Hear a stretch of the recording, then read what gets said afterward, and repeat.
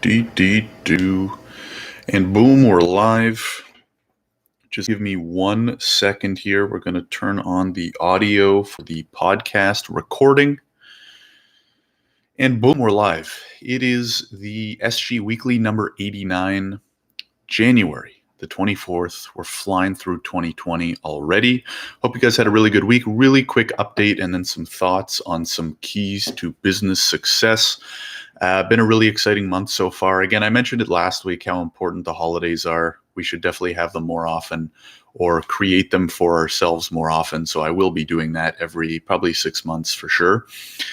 Launching through my immigration tech company, so Visto, we're launching our portal this weekend. We will be helping skilled workers around the world and international students in Canada navigate Canadian immigration, including the immigration part, the job search part, the settlement part, all that stuff in one place. Super excited about that. SG content is rolling along again. So I'm doing one recording a week. So my podcast, the SG podcast, is where I interview other successful solopreneurs. So you can expect one of those to come out per week. I have some really exciting recordings. I actually was going to ramp that down a little bit just because other things are picking up. But I keep getting awesome guests reaching out to my email. And so I said, you know what? If they're going to be high quality guests, might as well keep recording one a week. Why not? I basically make about an hour or two of time on the weekend. I can get in a recording and actually post it all within about an hour and a half to 2 hours. And so the podcast seems to be doing really well with the downloads and listens, and I learn a lot. So anyways, and other than that, working more on my LinkedIn, and by that I mean posting more on LinkedIn, which I never really used to do. I think it's pretty underrated, right? LinkedIn is still new with the hand quotation marks. If you're listening on the podcast and not watching on YouTube, I did quotations new because new in tech, is a very different type of new. So I think it's LinkedIn super powerful right now for networking, for marketing, and all that type of stuff. So feel free to follow me. I'll put my link to my profile in the video description. And other than that, just had some thoughts this week on let's call it not keys to business, but one potential key to success in business that maybe we don't talk about a lot, right? And especially in the startup world and also in the non-startup world, we focus on things like, product market fit, having a great product or service, having a great team, those are, working hard, da. And what we don't kind of talk about or think about much, and again, this is maybe more startup than not, is just pushing until your business is successful, right? Because most of us, when we start a business, the question is, can this be a successful business? But a thought I had was, and I'll explain why in a few seconds, kind of where it came from, is if we have a good enough product or service, right? We're not like revolutionizing the world, but we have a good enough product or service.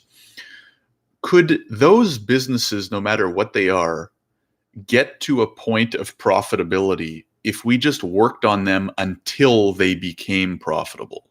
And by that, I mean, let's say you have a good enough product or service, right? So for example, let's say you're a lawyer, right? I'm speaking from experience, and you're starting a new practice, right? In criminal law, whatever it is, doesn't matter. You could try that for 8 months and then not bring in enough clients to be successful or to reach profitability. And so you give up and go back to work, right? But in reality, you could probably just, even if you're not a good business person, right? Maybe you don't have clear offers or great prices, but they're reasonable prices. What if a magical fairy came down and just said, hey, I'm going to fund you. So I'll cover all your personal expenses until you make your business successful enough that you're profitable. And maybe it takes the guy or the girl 1 year, 3 years, 6 years, but eventually he or she will probably reach a point of profitability, right? So applying that to other businesses, right? Maybe you want to create a digital marketing agency. Maybe you want to become a business coach. Maybe you have an e-commerce idea, right? You start that business and you think, I'm going to try this and see if it becomes successful or profitable or generates revenue. What if instead the question could be, I'm going to work on this because the idea is good enough until it becomes successful, right? And the reason why I thought of that is twofold. An obvious caveat. Some of us don't have 6 years or 3 years or even 1 year, right, to work without making money, right? We don't have a fairy that's giving us money and funding and covering all of our expenses. So that's the obvious caveat. And another obvious caveat, maybe you have a crap idea, right? Maybe you want to start a company that sells, I don't know, something that's not very popular, right? There's just no demand for it. Then obviously that wouldn't apply because you could probably try forever and you'd never be successful. But for example, there's an e-commerce company that like sells bags of dirt or like sells bags of poop that you can have delivered to your enemies, right? And they make a lot of money. But what if they starting out, they probably weren't an overnight success. And there's a lot of other companies with better or worse ideas that weren't overnight successes. So the reason for this thinking is twofold. Number one, a pretty well-known tech company here in Toronto called it quits after 6 years. They worked on their company. It did well. They raised a lot of money. They were making money, but then it got to a point where they were losing money and they ran out of funding and they called it quits after 6 years. And so that got me thinking about, well, that must be tough, right? To start from zero, build something up, be successful, and then have to call it quits after that long. I can't imagine. And I've heard really great things about that company. So I feel, bad for the founders, although they probably learned a lot and accomplished a lot along the way. And then the other was a discussion with another technical co-founder where we're both at slightly different phases, but we're thinking about similar things, right? And dealing with similar challenges. And trying to hit that level of success where you're like, okay, this is a company that's going to be around for a while, right? So that's what got me thinking. And I almost wonder if one of like my key thoughts, or let's call it like a hypothesis for now, because it's by no means proven, is what if one of the main determinators of business success, even more so than a good product or service, good team, hot industry, et cetera, is just the owners or founders' unwillingness to give up, right? Because there's a lot of businesses that go bust or they just give up or, they whatever each year. What if they stuck around for another 6 months? What if they pushed harder for another 12 months, assuming they could? Right? How many of those would actually become successful with that extra time, right? Not even money investment, just those people had their expenses covered so they could spend more time on the company, right? We don't know that answer, right? It's a rhetorical question for now because we simply don't have the data. But what if we did have the data? Right. So then I started thinking of, well, how could we do this? Right. One cool idea one idea for a blog for people out there. I already have my own blog. I don't really have time to go into a new one.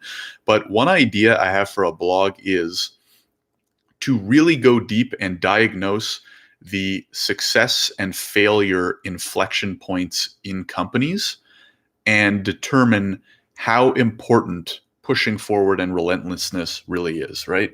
Because it's obvious at this point. If your company is successful, then at some level, you have a good enough product or service and you have a good enough team, right? It's kind of obvious.